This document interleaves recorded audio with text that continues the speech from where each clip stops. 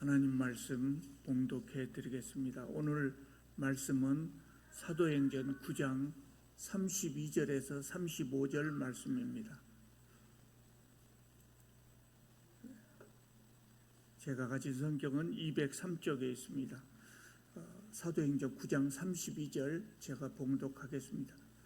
그때 베드로가 사방으로 두루 다니다가 룻다에 사는 성도들에게 내려갔더니 거기서 애니야라 하는 사람을 만나매 그는 중풍병으로 침상 위에 누운 지 8해라.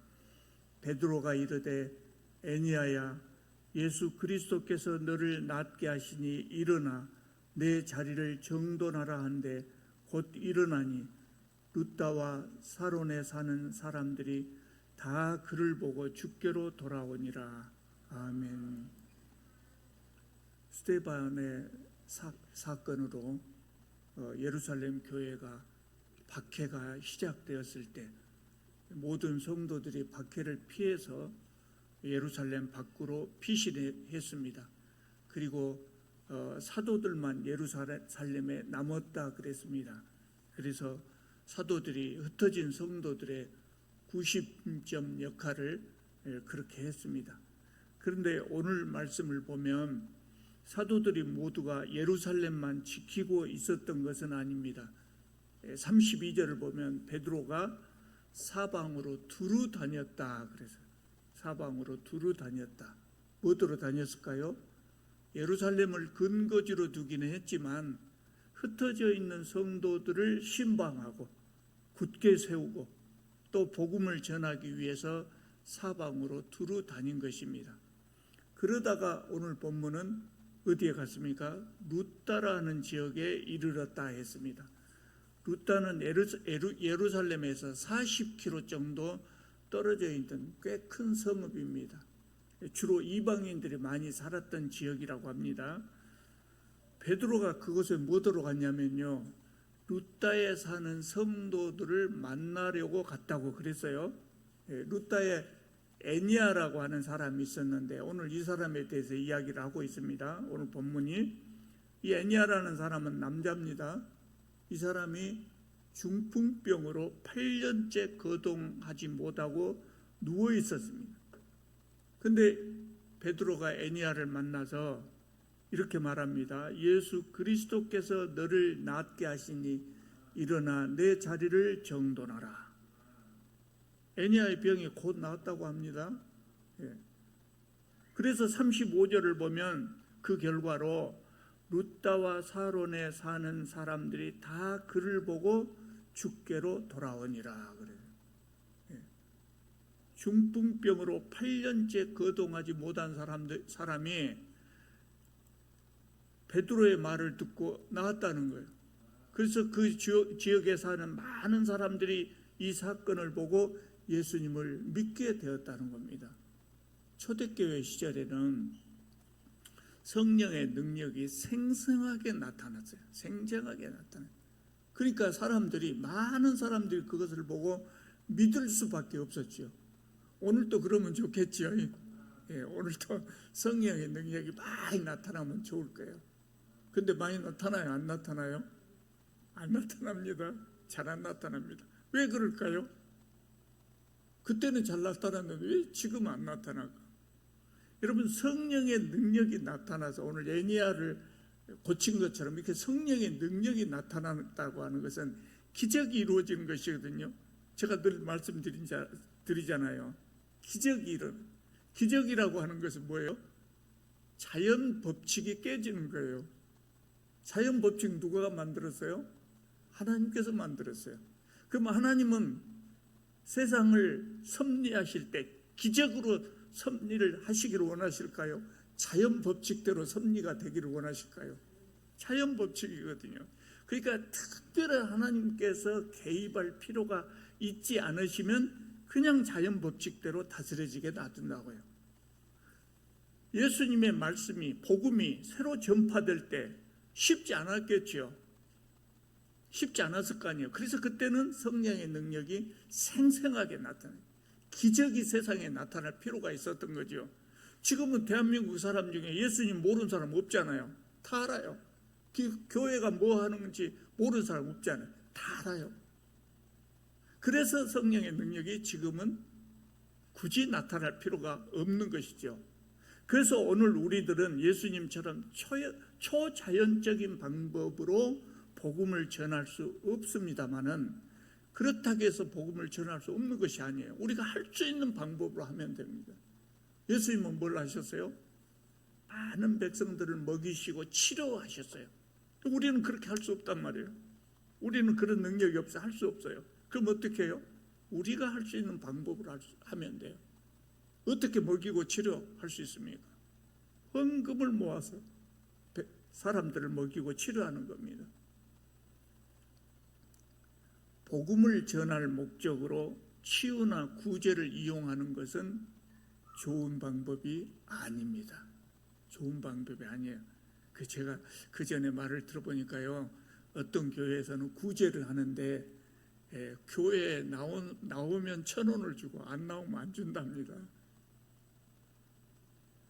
교회에 나온 사람은 밥을 주고 안 나온다고 하면 밥을 안 준답니다. 그런 교회가 그전에 있었어요. 지금은 다 이제 안 그럽니다. 그런데 그전에 그랬어요. 그런 데가 있었어요. 그것은 사람을 치사하게 만든다고요. 그건 좋은 방법이 아니에요. 그렇지만 우리는 이 치유나 구제를 복음 전파할 때 할 목적으로 이용해서는 안 되지만, 우리는 꾸준히 항상 치유와 구제 사업을 교회는 해야 됩니다. 왜 그렇습니까? 그것이 하나님 나라를 보여주기 때문에 그래요. 예수께서 많은 백성들을 먹이시고 치유하신 그 이유도 바로 그겁니다. 하나님 나라는 좋은 나라예요? 안 좋은 나라예요? 좋은 나라란 말이에요. 그러면 예수님이 이 땅에 살아 계실 때, 그때 백성들이 제일로 힘들게 느꼈던 것이 뭘까요? 그때 백성들 뭐가 제일 힘들었을까요? 여러분, 지금 뭐가 힘듭니까? 지금 우리가 힘든 것하고 그 시대 사람들이 힘든 것하고 좀 다르거든요. 예수님 시대에는 뭐가 힘들었을까요? 먹는 것이 힘들었어요. 하루 두 끼 먹고 살기가 힘들었단 말이에요. 그러면 먹고 살기 어려워서 배고픈 사람들이 나는 참 행복하다, 그렇게 생각이 될까요? 안 되죠.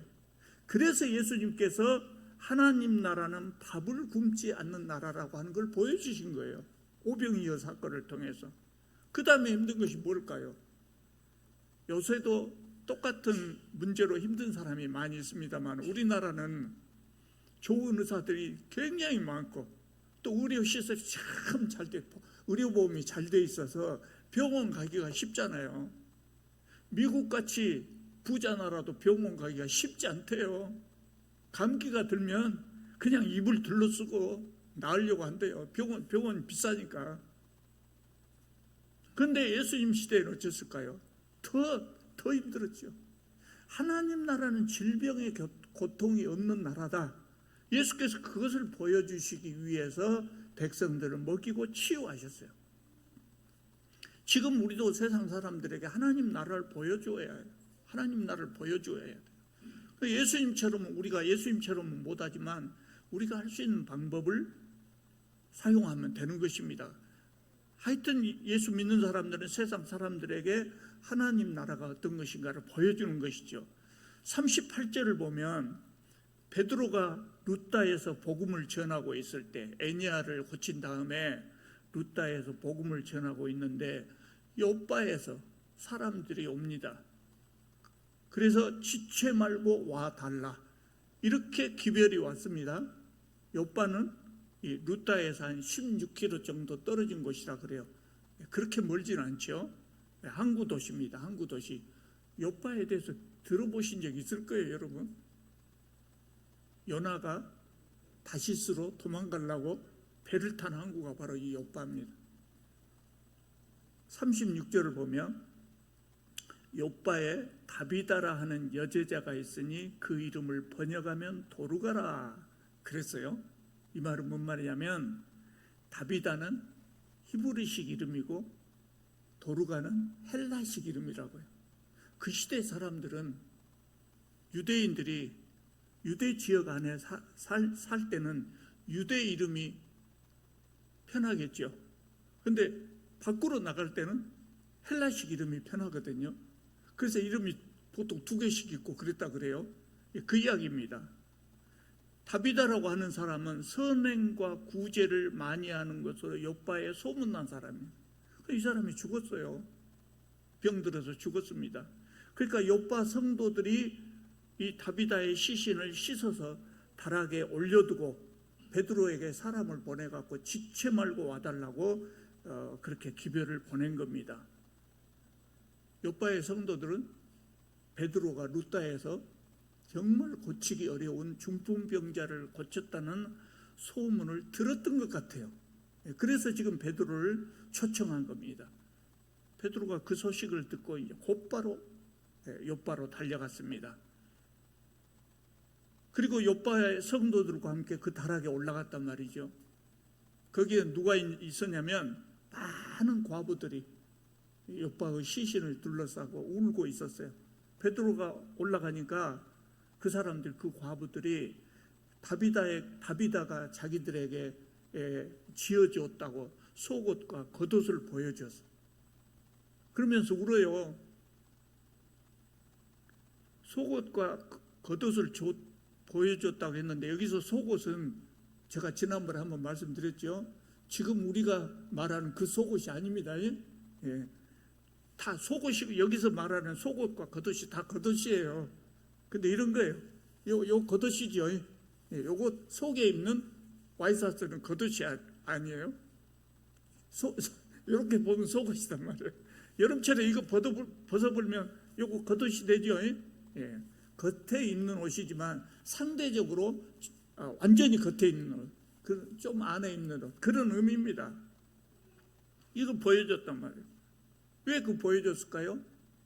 그 시대에는 옷이 중요한 재산이었어요. 가난한 사람도 옷 한 벌 지어 입을 돈이 없단 말이에요. 그런데 그 옷을 누가 해줬다고요? 다비다가 해줬단 말이에요. 얼마나 고맙겠어요. 그래서 이 과부들이 죽은 다비다를 생각하면서 우는 겁니다. 그러니까 다비다는 예수 그리스도의 사랑을 전할 때 말로만 전한 것이 아니고 행동으로 실천했다는 거예요. 교회의 주된 사명은 복음을 전하는 것입니다. 근데 그에 못지않게 중요한 것이 또 뭐가 있을까요? 예수 그리스도의 사랑을 실천하는 거예요. 예수 그리스도의 사랑을 실천하는 거예요.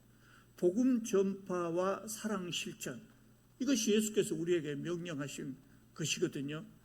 그런데 복음 전파와 사랑 실천은 사실은 두 가지가 별개의 것이라고 저는 생각하지 않아요. 똑같은 거라고 저는 생각합니다.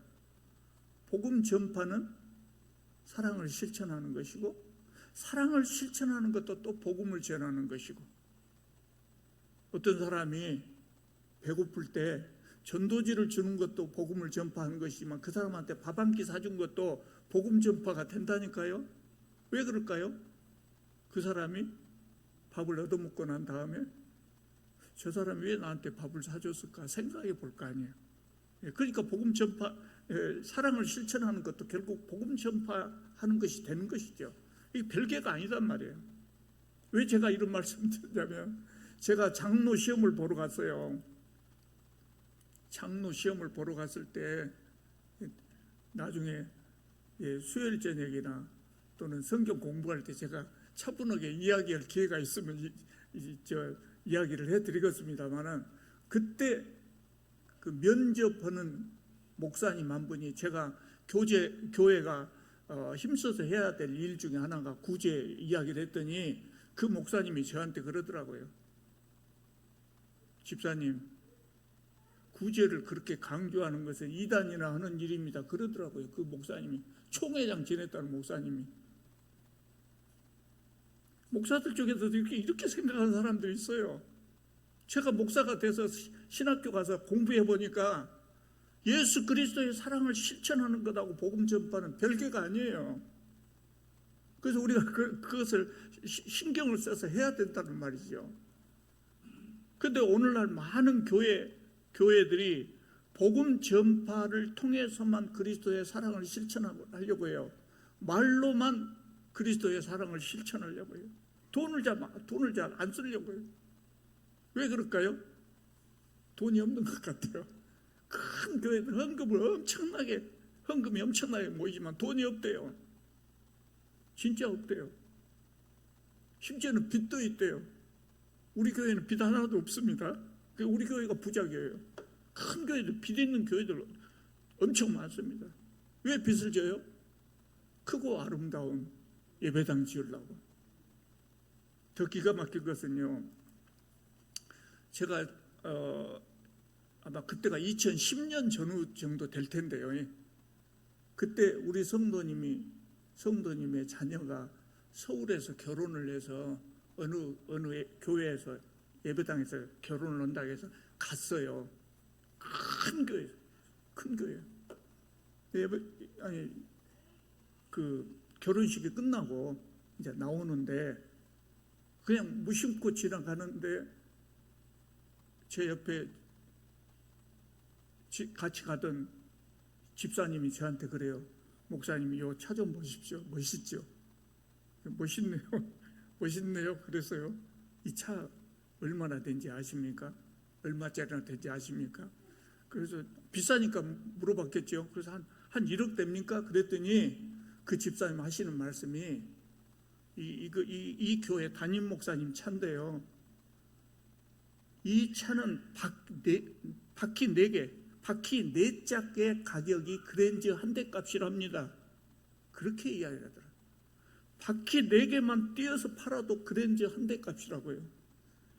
그랜저 한 대가 지금도 좋은 차입니다. 그랜저는.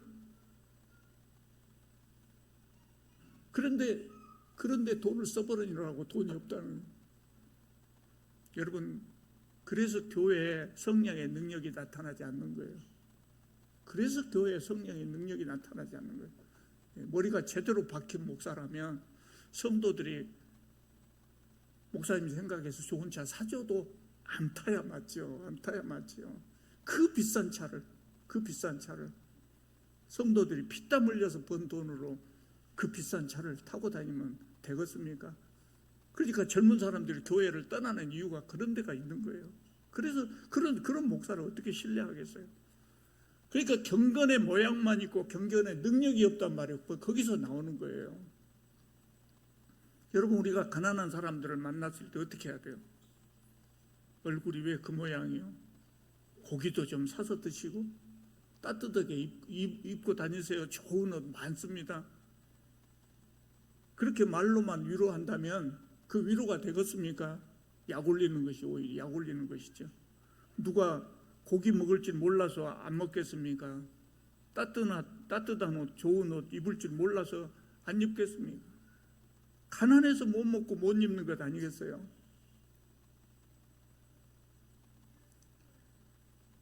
우리가 진정 예수 그리스도 제자라고 하면은 그런 사람들을 향해서 오늘 다비다와 같은 마음을 가지고 실천이 돼야 된다는 거예요.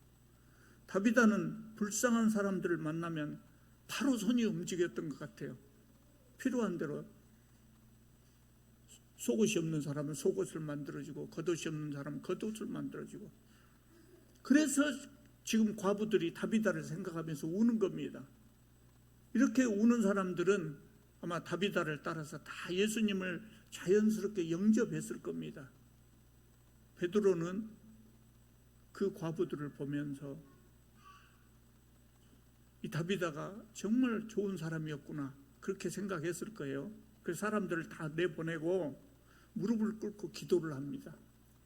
복음서에 보면은요, 예수께서 죽은 사람을 살렸다고 하는 기록이 3번 나오거든요. 근데 그 3번 나올 때 그때마다 베드로가 다 그 자리에 같이 있었어요. 베드로는 예수님이 사람을 살리는 모습을 여러 차례 봤다고 말이에요. 그래서 예수께서 죽은 사람을 어떻게 살리셨는가 하는 것을 잘 알고 있었겠죠. 그래서 베드로가 무릎을 꿇고 기도를 했습니다. 그리고 시신을 향해서 다비다야 일어나라. 다비다가 눈을 떴습니다. 베드로를 보고 일어나 앉습니다. 그래서 베드로가 성도들과 과부들을 불러서 이 다비다가 살아난 것을 보여주었습니다. 여러분, 사도행전을 기록하던 시대의 중풍병은 불치병입니다. 사람의 힘으로 고칠 수 없는 병이었고요. 더욱이 죽은 사람을 살렸다 하는 것은 더 말할 필요가 없죠. 그런데 그런 기적이 있었다는 거예요. 누가 이 기적을 우리에게 지금 전해주고 있습니까? 사도행전을 기록한 누가가 우리에게 이 기적을 지금 전해주고 있는 거예요. 다른 사람이 아닌 누가의 말이기 때문에 더 신빙성이 더 높아요. 왜 그렇습니까? 누가의 직업이 뭐입니까? 의사예요, 의사. 의사가 진단을 했어요. 죽었던 사람이 살아났다. 중풍병자가 고쳐졌다. 의사의 말이기 때문에 우리는 더 신뢰할 수 있단 말이에요. 그래서 42절을 보면 그 결과로 온 요파 사람이 알고 많은 사람이 주를 믿더라 그랬어요. 이 사건으로 인해서 요파에 많은 사람들이 예수님을 영접했다는 거예요. 그래서 이 사건은 기독교인의 선행과 구제의 중요성, 이걸 우리에게 보여주고 있는 겁니다. 여러분, 하나님은 베드로나 바울 같은 위대한 설교자를 통해서 복음을 전파하시기도 하지만 다비다와 같은 자비로운 심성을 가진 성도들을 사용하셔서 복음을 전파하기도 하셔요. 자비로운 마음은 때로는 유창한 설교보다도 훨씬 더 호소력이 있는 것입니다. 여러분, 요파 성도들이 왜 급하게 베드로를 불렀을까요? 다비다가 이미 죽었어요. 이미 죽었음에도 불구하고 급하게 베드로를 부른 이유가 뭘까요? 살리고 싶어서. 왜 살리고 싶었을까요? 다비다 전에도 많은 사람들이 요파에서 죽었을 거 아니에요. 다비다 이후에도 많은 사람들이 요파에서 날마다 사람은 죽지요. 나이 먹어서 죽어가지요. 병들어서 죽기도 하고. 그런데 그 사람들을 다 살리려고 하지 않았어요. 그럼 다비다는 왜 살리려고 했을까요? 필요한 사람이기 때문에. 구제와 선행을 많이 해서 요파의 가난한 사람들을 위해서 너무나 많은 일을 했기 때문에 이 사람이 필요한 사람이다. 왜 살리고 싶었을 거예요? 여러분, 광주에 중앙교회 있잖아요. 중앙교회, 큰 교회, 금남로에 있었던 중앙교회, 지금은 저쪽으로 옮겨왔습니다. 그 교회를 세운 목사님이 최흥종 목사님이라는 분이에요. 들어보셨죠? 우리 지역의 성자라고 하시는 분이에요. 이분이 한센병 환자들을 치료하시고 그렇게 살았어요. 무등산에 올라가셔가지고. 이분이 돌아가셨을 때 수백 명의 한센병 환자들이 그 상여 뒤를 따라가면서 아버지 부르고, 아버지가 가시면 우리는 어떻게 살아요? 그렇게 따라가면서 울었다고 그래요. 여러분, 제가 죽으면, 제가 죽은 다음에 우리 가족 말고 몇 사람이나 저를 위해서 울어줄까요? 없을 것 같아요. 저를 위해서 죽어줄 사람이 별로 없을 것 같아요. 어떤 사람이 죽었는데 그 사람을 위해서 수백 명이 자진해서 와서 슬퍼하고 그 뒤를 따라간다고 하면 그 사람의 삶은 참 의미 있는 삶을 살았을 것 같아요. 멋진 삶을 살았을 거예요. 다비다가 그랬다는 거예요. 여러분, 우리가 죽었을 때 이웃들이 어떻게든 이 사람 다시 살려보려고 그렇게 하는 사람들이 다 됐으면 좋겠습니다. 다비다의 소생 기사는 추가로 몇 가지 우리에게 더 교훈을 주는 것이 있는데요. 그것이 뭐냐면 다비다를 치료한 그것이 바로 앞에 나와 있는 애니야의 치유 기사와 연결이 돼요. 그래서 제가 다비다 이야기만 하지 않고 애니야 이야기부터 한 거예요. 지금 우리는 성경을 읽으면서 애니야 이야기를 읽고 다비다 이야기를 읽어도 이것이 관련된 것인가 잘 몰라요. 그런데 이 시대 사람들은 금방 알아챘어요. 애니야는 남자예요. 다비다는 여자예요. 누가는 소외된 사람들에 대한 관심이 많았어요. 옛날에 여자들은 다 소외된 사람들이에요. 남자에 비해서. 그래서 누가는 여성들에게 관심을 많이 갖고 누가가 기록한 누가복음과 사도행전에서 남자와 여자를 대비해서 우리에게 수시로 우리에게 보여주려고 애를 써요. 오늘 본문에서도 누가는 한 남자가 중풍병으로 치료를 받았다는 기사에 바로 이어서 한 여자 성도가 소생했다는 기록을 우리에게 보여주고 있어요.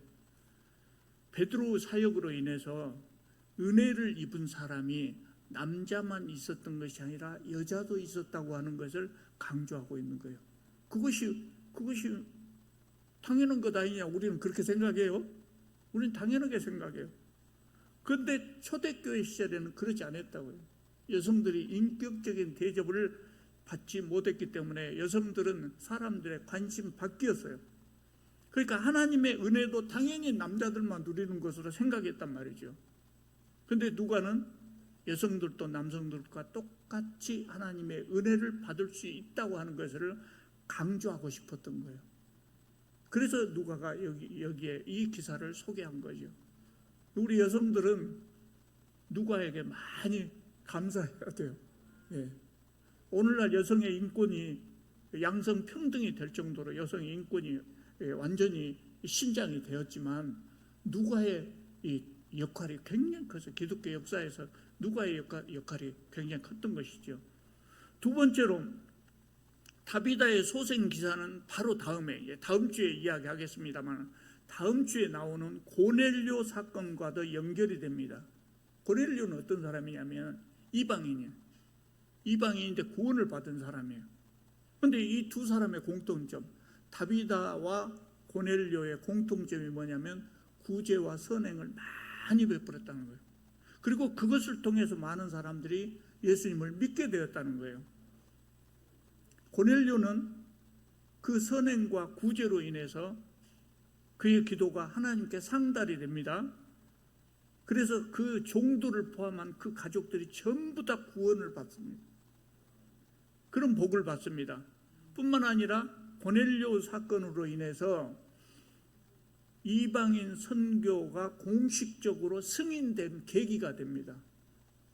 옛날에는, 그 전에는 예루살렘의 사도들도 이방인에게 복음을 전해야 된다고 하는 것을 생각지도 못했던 것인데 고넬료 사건으로 인해서 이방인 선교가 공식적으로 승인이 됩니다. 그런데 이 사건 앞에 다비다의 선행 기사를 소개를 했단 말이에요. 그 두 개가 대조가 되죠.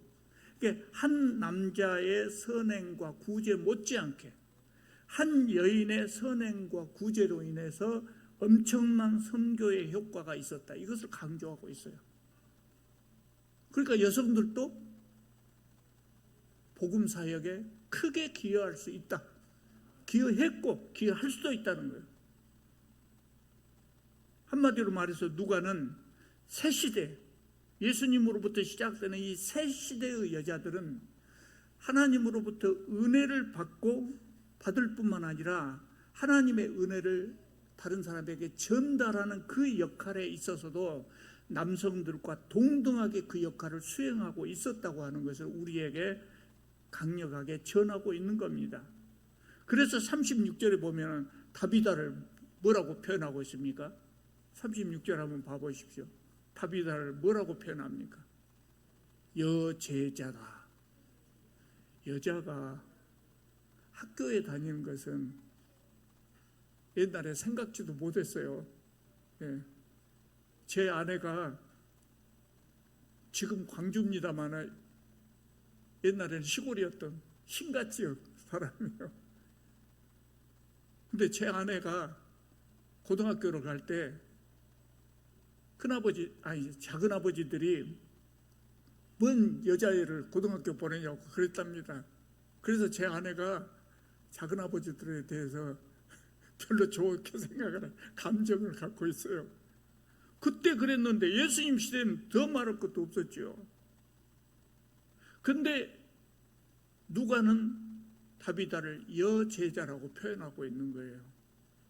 당시 감히 누구도 사용할 수 없었던 그 표현을 하고 있는 거예요. 여성들도 남성들과 똑같이 하나님의 은혜를 받을 수 있고 그 받은 은혜를 세상 사람들에게 전달할 수 있다고 하는 것을 누가는 강조해서 우리에게 보여주고 있는 겁니다. 여러분, 오늘 본문에서 이 다비다 사건을 통해서 누가가 우리에게 보여주고자 하는 것은 뭡니까? 첫째, 교회는 선행과 구제를 소홀히 해서는 안 된다.